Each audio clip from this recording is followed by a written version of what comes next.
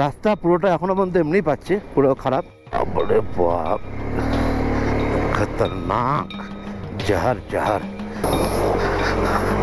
ওইদিকে না, ওইদিকে না, ওইদিকে না, ওইদিকে। সামনের ভিউটা এই জায়গাটা থেকে কোনো অংশে লাদাখ থেকে কম লাগছে না। সব থেকে মন খুশি যাচ্ছে যে ওয়েদারটা এত ভালো পেয়েছি আর সুন্দর লাগছে দেখতে। মানে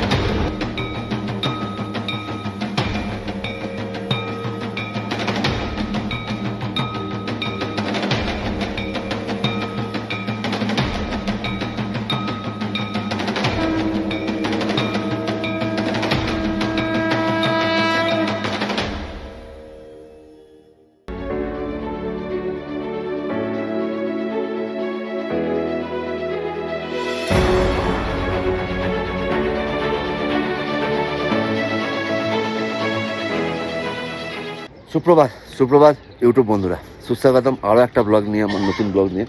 তো এখন আমি যে জায়গাটা দাঁড়িয়ে আছি সেটা হচ্ছে গুঞ্জি। সমুদ্রপৃষ্ঠ থেকে মোটামুটি 10,000 ফিট, 10,500 ফিট উপরে হাইটে। কাল রাত্রে আমরা এই ট্রেনটা ছিলাম। আগের পাটা যারা দেখেছেন তারা জানেন কোন কোন জায়গার ডিটেলস। পিছন দিকে পুরো স্নো ক্যাপ মাউন্টেন আছে আর চারিদিকে পাহাড়গুলো গজব টাইপের লাগছে। রাত্রিবেলা বৃষ্টি হওয়ার পর ঠান্ডাটা বেশ ভালো বেড়ে গেছে।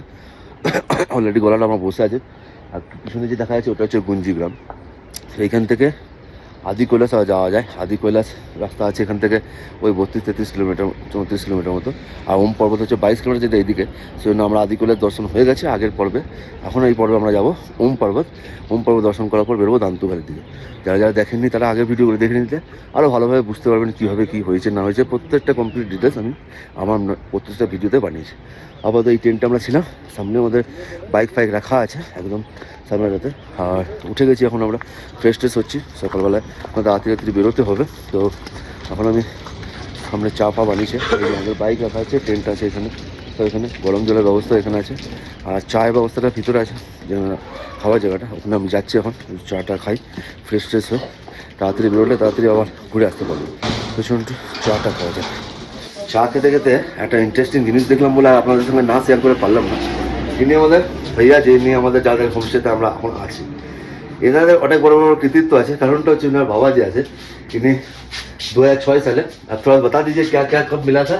ये 2005 में तेंजिंग नोबेल अवार्ड और 2006 में पद्मश्री मिला। इसमें भी हाँ, इसमें भी भाई ये स्केटिंग वाला स्किन तो दिखाइए। हाँ, ये है এটা ওম পর্বতের সামনে দাঁড়িয়ে মানে আঙ্কেল জি, মানে এনার বাবা আর বোন এরা স্কেটিং করেছিল আদি কৈলাস সামনে করেছে। মানে খুবই সুন্দর এনাদের, মানে সব আইটিউসির কাজ করতো আঙ্কেল। আর প্রত্যেকটা ট্রেক, এই যে একটা জিনিস দেখাচ্ছি আপনাদেরকে, এই সব জায়গাগুলো যতগুলো আছে আপনারা যতটা দেখতে পাচ্ছেন না, এই প্রত্যেকটা জিনিসই আঙ্কেল পুরো ট্রেক করেছে, সেগুলোর জন্য সব কিছু প্রাইজ পেয়েছে।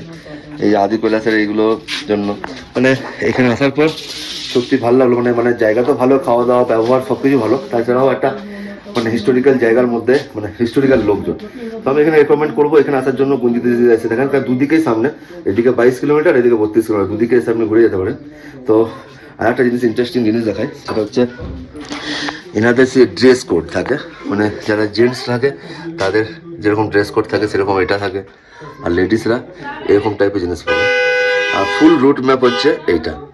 মানে আপনি মিডিল পয়েন্টে এসে, এখানে হাইটটাও কম, এখানে অক্সিজেন লেভেলও ঠিক থাকে, তো আপনি এখানে এসেও থাকতে পারেন, এখান থেকে বেরিয়ে আপনি দুটো দিকেই কভার করতে পারেন।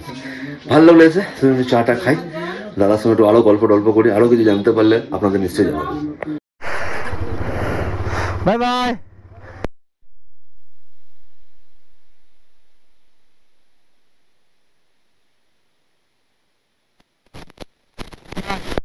তো আমার টার্গেট রয়েছে অনেক আগে যাবার, কিন্তু জানি না, লেট হয়ে গেছে। সব লাগেজ ফাগেজ নিয়ে বেরিয়েছি। অ্যাকচুয়ালি হোম পর্বতটা কোনো ব্যাপার না, ওটা চলে আসবো ঘুরে মানে। কিন্তু আমাদের যাওয়ার যেটা আছে দান্তু, ওটা টাইম লেগে যাবে। ঠিক আছে, একটু লেট অবধি বাইক চালাতে হবে, সকালে যেহেতু লেট হয়েছে। তো চলুন, এখান থেকে আরও দান্তু মানে আমাদের ওম পর্বত হচ্ছে 22 কিলোমিটার। মধ্যেখানে রাস্তা একটু খারাপ আছে, তো ঘন্টা 2-1 লাগতে পারে। তো 8টা বাজছে, 10টা নাগাদ আমরা পৌঁছাবো। যত তাড়াতাড়ি সম্ভব পৌঁছালে ভালো, তাড়াতাড়ি দর্শন হয়ে যাবে ভালো করে। নাহলে তারপরে যদি মেঘ টেক এসে যায়, ওটা একটা প্রবলেম। তো আমরা ছিলাম গুঞ্জিতে আপনাদের দেখালাম সব কিছু। খুব ভালো জায়গা, কন্ট্যাক্ট ডিটেলসে নিচে দিয়ে দেবো। খুব ভালো ব্যবহার, থাকার ব্যবস্থাও ভালো, পার্কিং ওর্কিং সব আছে। ডরমেটরি টাইপের, অনেকজন মিলে আসলে তারাও থাকতে পারবে, অনেক গ্রুপ, বড় রাইডার গ্রুপ আসলেও তারাও থাকতে পারবে। যাই হোক, দেখে নেবেন। এই যে গুঞ্জি গ্রামটা পার হচ্ছে। তো গুঞ্জি থেকে এটাই প্রথম চেকপোস্ট, যেখানে সব কিছু আমাদের গাড়ি নম্বর থেকে আরম্ভ করে সব কিছু, ইনার লাইন পারমিটের সব কিছু এন্ট্রি করতে হবে। তো আমার আছে এখানে 124 নম্বর, মানে অনেক লেট। কালকে আমরা যখন ওইদিকে যাচ্ছিলাম অনেক মানে নম্বর থাকে, সিরিয়াল নম্বর, ওটা মনে রাখলে কি আসার সময় তাড়াতাড়ি হয়ে যায়। মোটামুটি আমরা 2.5-3 কিলোমিটার মতো এলাম। রাস্তা পুরোটা এখনও পর্যন্ত এমনিই পাচ্ছি, পুরো খারাপ। এর আগে তো একটু আরও বেশি খারাপ ছিল, মানে বোল্ডার ফেলা পুরো রাস্তাগুলো। সিনিক বিউটি অসাধারণ, কিন্তু ওই রাস্তা দেখার চক্কর সিনিক বিউটিটা ভালো করে দেখা হচ্ছে না। কিন্তু সুন্দর লাগছে জায়গাটা। এইসব জায়গাগুলো তো পিচ করে দিলে বেশ ভালো লাগবে। তো এদিক থেকেই মেন রোডটা, যেটা লিপুলেখা পাস যায় কৈলাস মানসরোবরের জন্য রাস্তাটা বানানো হচ্ছে, এইটাই সেই রোড, যেটা এদিক দিয়ে গিয়ে একদম অরিজিনাল কৈলাস মানসরোবরে গিয়ে আমরা উঠবো। তার মধ্যে লিপুলেখা পাসও পড়ে। তো এই রোডটা তো বানাবেই নিশ্চয়ই, হয়তো ধীরে ধীরে বানানো হচ্ছে। আরে এখনো পিচ হয়নি, কিন্তু রাস্তাতে এগুলো ফেলে, মোরাম ফোরাম ফেলে এগুলো করেছে। এই যে এইসব জায়গাগুলো একটু ডেঞ্জার। এবার একটু আপ চড়া শুরু হচ্ছে ধীরে ধীরে। এইগুলোতে আপ চড়াতে একটুখানি এই পাসগুলোতে অসুবিধা হবে। চলুন ধীরে ধীরে আগে এগোনো যাক। আগে একটা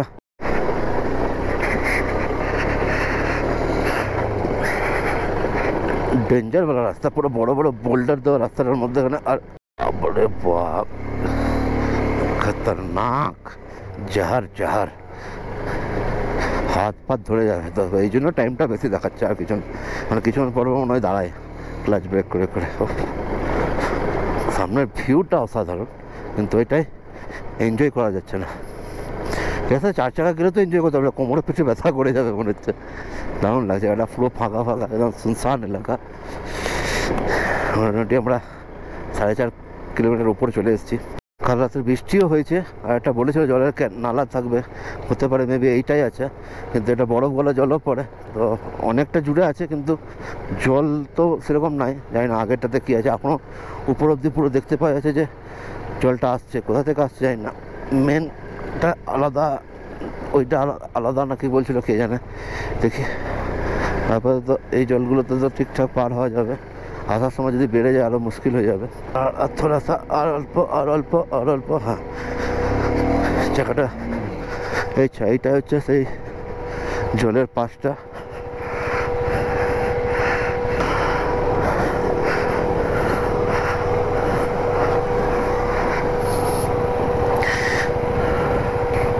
অল্প না, ভালোই জলের পাশটা আছে। আমি আসলে একটু সাইড দিয়ে যাওয়ার চেষ্টা করি যাতে পাটা জলে না পড়ে। এটা একটু টাফ আছে, আমি এইটার দিকে টার্ন করার চেষ্টা করছি। এই দিকটা মনে হচ্ছে জলটাতে, দেখি একবার এটা ট্রাই করি। ওইদিকে না, যা ভিজে গেলাম পাটা আমার। এইদিকে হ্যাঁ ঠিক আছে, হালকা ভিজেছে। চলো, হালকা ভিজেই গেল পাটা আমারও। রাস্তা অসম্ভব খারাপ, মানে কি বলবো। এখনো পর্যন্ত আমরা 7 কিলোমিটার ওই জলের জায়গাটা পার করার পর এসছি মোটামুটি 500 মিটার অব্দি। পুরো বড় বড় বোল্ডার রাস্তা দেখতেই পাচ্ছেন। সিনিক বিউটি তো অসাধারণ, সামনের ভিউটা তো দেখে মন খুশ হয়ে যাচ্ছে, কিন্তু ওই রাস্তাটা সত্যি মানে ভয়ানক টাইপের রাস্তাটা। এখনও মোটামুটি 3 কিলোমিটার বাকি আছে আমাদের কালাপানি আসতে। ওখানে যাওয়ার পর আবার পারমিট চেক হয় মনে হয়, শুনেছি আমি যতদূর। গিয়ে দেখা যাবে কী হচ্ছে না হচ্ছে। আকাশ আপাতত তো পরিষ্কার আছে, যত জলদি গিয়ে অন্য পর্বত দর্শন করে আবার রিটার্ন আসতে হবে। এই জল নালাটা আবার পার করতে হবে। পায়ে হালকা জল লেগেছিল, বেশি লাগেনি, হালকা। আপাতত রোদ যেরকম আছে চলতে চলতে অনেকটা শুকিয়েও গেছে, হালকা, বেশ অতটা লাগছে না এরকম কিছু। যাই হোক, মজা এক্সট্রা আছে, সেটা দেখা যাবে। আপাতত ওম পর্বত দর্শন করাটাই মেন আমাদের এম। রাস্তা প্রচণ্ড খারাপ, সেটা আগে থেকে আমি জানিয়ে রাখছি, এবার সবাইকে দেখিয়ে রাখছি। কখন খারাপ ভালো হবে সেই জিনিসটা একটুখানি দেখিয়ে দেবো, যদি ভালো হয় তো। এইটা হচ্ছে সেই, এখানে কালীমাতার মন্দির আছে এইখানটাতে কালাপানি। আমরা এখন যাবো কোন দিকে, সেটা এই দিকটা মানে আমরা যাব। আসার সময় এখানে দর্শন করব। মন্দিরটা উপরে আছে, যেখান থেকে কালাপানির মানে কালী নদীর উৎপত্তি হয়েছে। সামনের ভিউটা দেখে তো মনোরম হয়ে যাচ্ছে, আকাশও মোটামুটি ক্লিয়ার আছে। জানি না ওখানে গিয়ে কী হবে। আর এখান থেকে মাত্র 9 কিলোমিটার কালাপানির পর থেকে। কালাপানিতে দুটো চেকপোস্ট আছে, প্রথমটাতে গাড়ি ফাড়ি এন্ট্রি হয়, দ্বিতীয়টাতে মানে সব কিছু আইএলপি এন্ট্রি হয়, পরে একটা আর্মিদের আছে যেটাতে খালি গাড়ি নম্বর মোবাইল নম্বর এগুলো এন্ট্রি করছে। তো বেশি ভিডিও করা ভালো না, এখান থেকে বেরোচ্ছি এবার আমি। জাস্ট ভিউটা অসাধারণ, মোবাইলে বেশি ফটোগ্রাফি করে ক্যাপচার করতে পারছি না, কিন্তু মানে সে লাদাখের ফিলিং আসার জন্য এখানেও কম হবে না। ও বাবারি, ওম পর্বতের আদি কৈলাসের রাস্তাটা অনেক ভালো ছিল। ওম পর্বতের রাস্তা একদম মানে দেখতেই পাচ্ছেন ডেঞ্জার থেকে রয়েছেন। কালাপানির পর থেকে একটুখানি মধ্যেখানে ভালো ভালো, আর কিছু জায়গাটা প্রচণ্ড খারাপ। আলটিমেটলি ধরে নিতে হবে এই 20-22 কিলোমিটারটা পুরোটাই আপনি খারাপ ভেবে এগোবেন, তাহলে ভালো লাগবে। কোনো জায়গা ভালো কোনো জায়গা খারাপ এই ভাবার দরকার নেই। বলে বলে পুরলি অফ রোড, যারা অফ রোড করতে ভালোবাসে আর অফ রোডে গাড়ি আছে এক্সপ্রেস তাদের জন্য তো একদম মানে মন খুশ করা গাড়ি মানে চালাতে পারবে এই জায়গাটাতে। পুরো ফিলিংটাই আলাদা। সামনের যে প্রকৃতির যে সৌন্দর্যটা আপনাকে সবসময় আকর্ষণ করে যাবে, আরও আগে চলো আরও আগে চলো, হাতে পায়ে কষ্ট হোক যাই হয়ে যাক, কিন্তু সামনের ভিউ অসাধারণ হয়ে যাচ্ছে। মানে এই রাস্তা দিয়ে যখন আমরা ভবিষ্যতে একদম কৈলাস মানসরোবর যাব, ওটা আমার একটা বহুত বড় ইচ্ছা আছে, ওটা পূরণ করবো একবার লাইফে। যখন যাব আরও ভালো রোড হয়ে যাবে এই রাস্তাগুলো, এখন থেকে এত সুন্দর চওড়া করে দিয়েছে, বেশি দিন লাগবে না বিআরওকে এই রাস্তাগুলো ঠিক ক্লিয়ার করতে। আরও বছর দুয়েকের মধ্যে এই দিকের রাস্তাটা অনেকটা ক্লিয়ার হয়ে যাবে।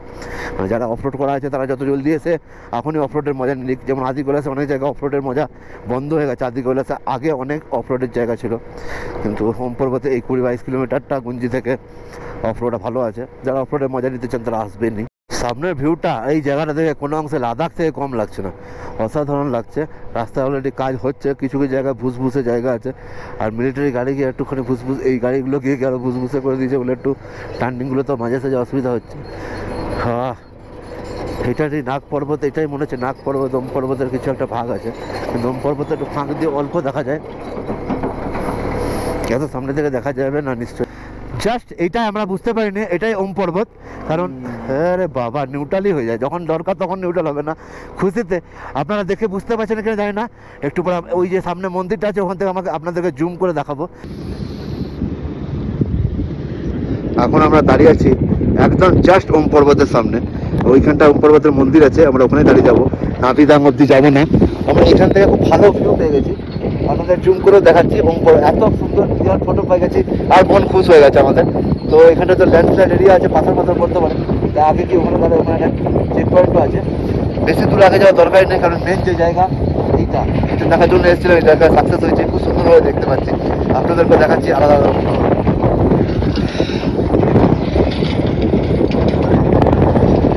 দেখতে পাচ্ছেন পুরো একদম সমুদ্রপৃষ্ঠ থেকে 14,400 ফিট হাইটে অবস্থিত এই গ্রাম, যেখান থেকে খুব ভালোভাবে ওম পর্বত দেখাই যায়, তাছাড়াও দেখা যায় অনেকগুলো পাহাড়ের পিক। এই গ্রামটার নাম রাখা হয়েছিল একটা অদ্ভুত কারণে। এই যে সামনে পাহাড়টা দেখতে পাচ্ছেন, এই পাহাড়টা দেখতে অনেকটা বিষ্ণুর নাভির মতো, পুরো বরফে ঢাকা থাকলে নাকি আরও স্পষ্টভাবে বোঝা যায়। সেই কারণেই এই গ্রামটার নাম রাখা হয়েছিল নাভিদাং, যেটা গুঞ্জি থেকে 20 কিলোমিটার দূরে অবস্থিত, আর একমাত্র জায়গা যেখান থেকে খুব ভালোভাবে ওম পর্বত দর্শন হয়। এখানে কয়েকটা ছোটোখাটো খাবার জায়গা আর এক দুটো হোমস্টেও আছে, আপনারা যদি পারেন তো এসে এখানেও থাকতে পারেন। আর এই নাভিদাঙেই অবস্থিত ওম পর্বত মন্দিরের সামনে থেকে ভিউ পাওয়া যায় অসাধারণ। তার জন্য আপনাকে জাস্ট 200 মিটার একটা ছোট্ট ট্রেক করতে হবে। চলুন তাহলে উপরে উঠে দেখি নাভিদাঙের সেই অপরূপ দৃশ্যগুলো।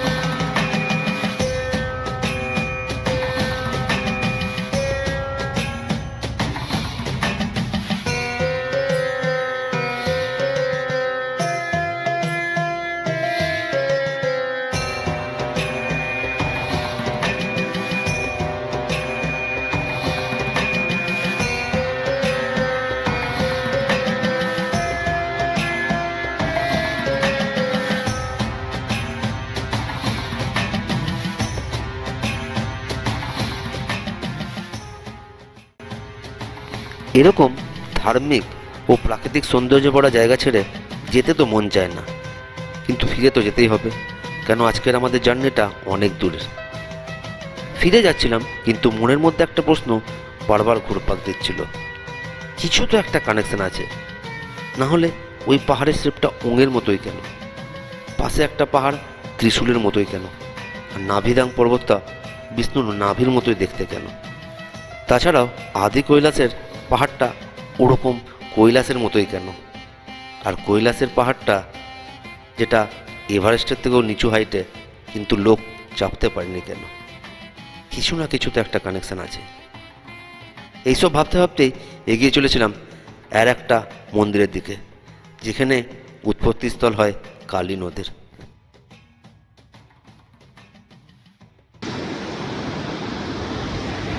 এখন যে জায়গাটা আমরা দাঁড়িয়ে আছি সেটা হচ্ছে কালাপানি। কালাপানিতে ভিতরে যে মন্দির আছে কালী মাতা মন্দির, বলা হয় যে কালী নদীর উৎসস্থল এইখান থেকে। মন্দিরের বাইরে থেকে দর্শক করে চান টান করে নিই, যেহেতু ধার্মিক জায়গা, নিজেদের আস্থা রাখা উচিত, নিজেদের যেমন চান টান করে না আসলে এরকম হয় না। আমি কালকে আদি কৈলাসের মন্দিরে গেছিলাম, চান টান করে গেছিলাম, সেই জন্য আলাদা ব্যাপার ঢুকেছিলাম এখানে। তো এখানে যেটা যেটা লেখা আছে একটুখানি আপনাদেরকে দেখিয়ে দিচ্ছি, পৌরাণিক মতে কী কী আছে।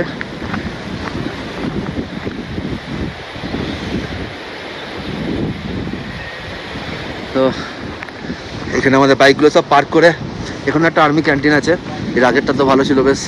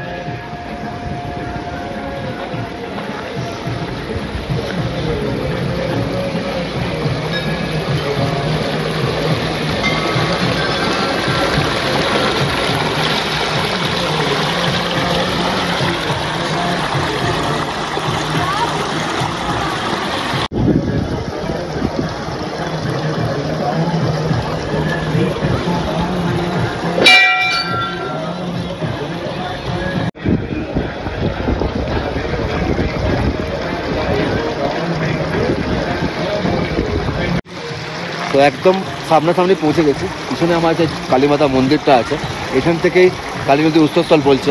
তো যাই হোক, আমরা ভিতরে ঢুকছি না, যদি চান টান ভালো করে করে নিই। বাইরের জায়গাটা খুবই সুন্দর। এখান থেকে এসে এই যে জলটা বেরোচ্ছে, এই জলটা নিতে বলে, দেখা যাক, আমাদের কাছে বোতল আছে, সেরকম নিয়ে নেবো এই যে এটা উৎসস্থল এখানটাতেই। তো চলুন, হর হর মহাদেবকে দেখলাম, ওম পর্বত দেখলাম, কালী মাতার মন্দির, পার্বতীর মন্দির, সব কিছু দর্শন হয়ে গেছে, মন খুশ হয়ে গেছে। আমি যদি রেকমেন্ড করবো তাহলে মধ্যেখানে গুঞ্জিতে এসে থাকবেন। তো কী হবে, একবার ওইদিকে যাওয়া, আদি কৈলাস থেকে ঘুরে এসে পর্বত করে আবার গুঞ্জিতে রাত্রে রয়ে গেলেন, সারাদিনের মধ্যে দুটোই কভার হয়ে যাবে যদি ভালোভাবে গাড়ি চালাতে পারেন, কোনো অসুবিধা নেই। এটা হচ্ছে আপনার 32-33 কিলোমিটার, গেলেন এলেন আবার এদিকে, আর ওইদিকে গিয়ে আরামসে ঘুরতে পারলেন, তাহলে আলাদা ব্যাপার। গঞ্জি গ্রামটা ছোট্ট পড়া একটা, আর এই যে রাস্তাটা সেটা হচ্ছে যে রাস্তা দিয়ে আমরা আগের পাটে এসেছিলাম, এখানে যে এদিক দিয়ে আদি কৈলাস, আমরা এদিক দিয়ে গুঞ্জি এসেছিলাম, আবার আমরা নিচের দিকে যাচ্ছি এবার ধারচুলার পথে। মানে ধারচুলা যাবো না, আমরা যাবো দারমা ভ্যালি দান্তু, যেটা এখান থেকে আরও মোটামুটি 80-90 কিলোমিটার মতো মোটর স্টপলি আছে, কারণ এক্স্যাক্টলি আমার মনে পড়ছে না, কেন খেলা জায়গাটা আছে, খেলা থেকে আমাদের ডান দিকে নিতে হবে, তবে গিয়ে ওই জায়গাটা আমরা আবার পাবো।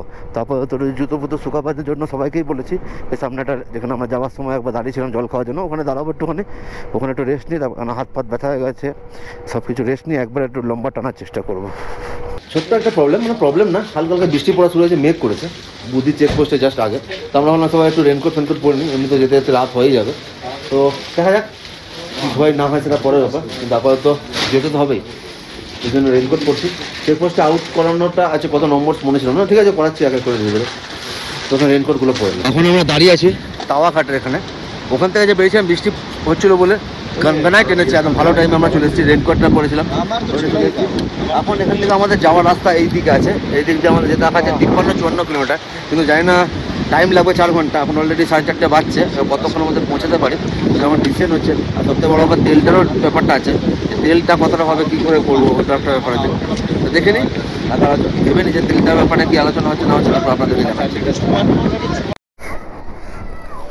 সো ঘড়িতে এখন 5:10 এবং 4:50, 10 মিনিট বাকি পাওয়া করতে। এখান থেকে আমরা তেল ভরালাম। তেলটা একটু মানে আমার তো মোটামুটি হয়ে যাওয়া উচিত ছিল, মানে 5-10 কিলোমিটারের হেরফের হচ্ছিলো, কিন্তু বাকিদের একটু প্রবলেম হচ্ছিলো বলে বুঝতে পারলাম না কি। তো সবাই একটু করে ভরে নিল। তাওয়াঘাট মোড়ে যদি এমার্জেন্সি তেল লাগে তো আপনারা তেল ভরাতে পারেন, 150 টাকা করে ব্ল্যাকে পাবেন। আর এই যে তাওয়াঘাটের এই রোডটা থেকে আমরা এলাম আদি কলেজ দিয়ে, আর এই সাইড দিয়ে আমরা ধারচুলা ছেড়ে এই ডান সাইডে রাস্তা নামবো। এখান থেকে 54 কিলোমিটার, 3 ঘন্টা 4 ঘন্টা দেখাচ্ছে। তো মোটামুটি পৌঁছাতে 9টা তো বাজবেই। তো চলুন দেখা যাক কটা অবধি পৌঁছাতে পারি। ওই জায়গায় যেতে গেলে হামেশা সবসময় খারাপই লাগে, যেমন ওম পর্বত যেতে গেলে, কিন্তু আদি করলে রাস্তা ভালো বানিয়ে দিচ্ছে। কিন্তু এটা হচ্ছে Darma valley, just পঞ্চাচলি base camp, মানে নিচে একদম ওখানে অবধি যাওয়া যায়। একটা ট্রেকও আছে, দেখা যাক কালকে করি কি করি না সেটা পরের ব্যাপার, এখন দেখা যাচ্ছে। কিন্তু রাস্তাটা এই 54 কিলোমিটার রাস্তা পুরোটাই এরকমই নাকি বলছে। তো যাই হোক, এখন এরকমভাবেই ঝেলতে হবে। এখানে একটাই প্লাস পয়েন্ট, আমার 7:30 অবধি লাইট থাকে, মানে এখনও 5:10 আছে। তো মোটামুটি আমাদের কাছে 2.5 ঘন্টা অবধি লাইট পাবো। ওখানকার যে আমরা যে হোমস্টেকে বলে রেখেছি মহেশজিকে, তো সে বললো 3 ঘন্টা টাইম লাগে এখান থেকে যদি বাইকে ঠিকঠাক আসা যায়। আর স্বাভাবিক কথা, 54 কিলোমিটার যদি 3 ঘন্টা মানে 15, 16, 20 করে ধরা হয় তাহলে হয়ে যাবে। তার মধ্যে যদি দাঁড়ালাম, আমি ম্যাক্স 4 ঘন্টা ধরছি। আমি রাত 9টার মধ্যে যদি ঢুকে যাই, 7:30 তারপর 1-1.5 ঘন্টা অন্ধকারে চালালে সেটাও দেখা যাবে। তো দেখা যাক, তাহলে কালকের দিনটা ফুল ভালোভাবে রেস্ট হবে, কারণ এখন আমাদের 2 দিন আমাদের ওইখানে থাকার প্ল্যান, মানে কালকের দিনটা পুরোটাই ওখানে, তারপরের দিন আরামসে ওখান থেকে বেরোবো, এরকমই প্ল্যান আছে। তো যাই হোক, একটাই টেনশন যে হ্যাঁ পিছনে মেঘ করে আছে, একটা হাওয়া দিচ্ছে বৃষ্টির। এমনিতে সব কিছু ঢেকে দিয়েছি, মানে রেনকোট পরেই আছি, তখন থেকে খুলিনি আর, কিন্তু তাও একটা টেনশন লেগে থাকে। যদি বৃষ্টি হয় তো বিরক্ত লাগে, কিচকিচ লাগে চালাতে। এমনিতে রাত হলে কোনো অসুবিধা নেই। একদম অফবিট টাইপের জায়গাটা, মানে একদম আলাদা রুটে, মানে এই রুটটাতে খুব কম লোকে যাওয়া আসা ট্রেকের জন্য। সামনে সুন্দর ঝর্ণা, পাশ দিয়ে নদী বয়ে যাচ্ছে। যদি রাস্তাটা সুন্দর করে দিত আরও কত ভালো লাগতো। সেখানে বাঘের বয়স, সেখানে সন্ধে হয়, সেরকম ব্যাপারটা। যত লেট হচ্ছে তত লেট। একটু আগে আস্তে আস্তেই না দেখছি এখন রাস্তায় কাজ হচ্ছে, আমাদেরকে আটকে দিয়েছে। একে বৃষ্টির ভয়, তারপরে টাইমের ভয়, তারপরে এখানে আরে কি করা যায়। ও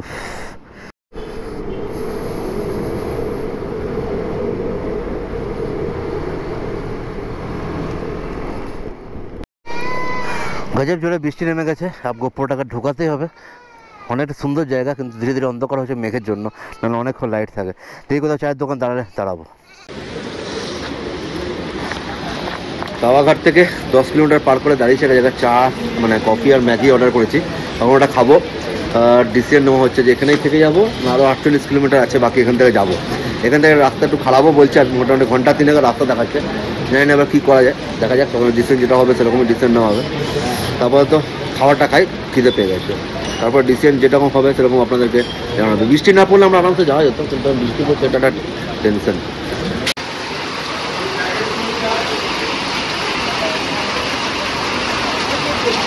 বৃষ্টি প্রচুর জোরে বেড়ে গেছে, তার রোডও প্রচণ্ড খারাপ।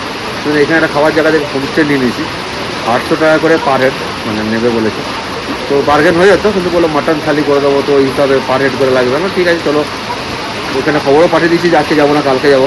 তো দেখা যাক, আজ রাত্রে এখানে থাকি। রুমটা একটু করে দেখাচ্ছি আপনাদেরকে।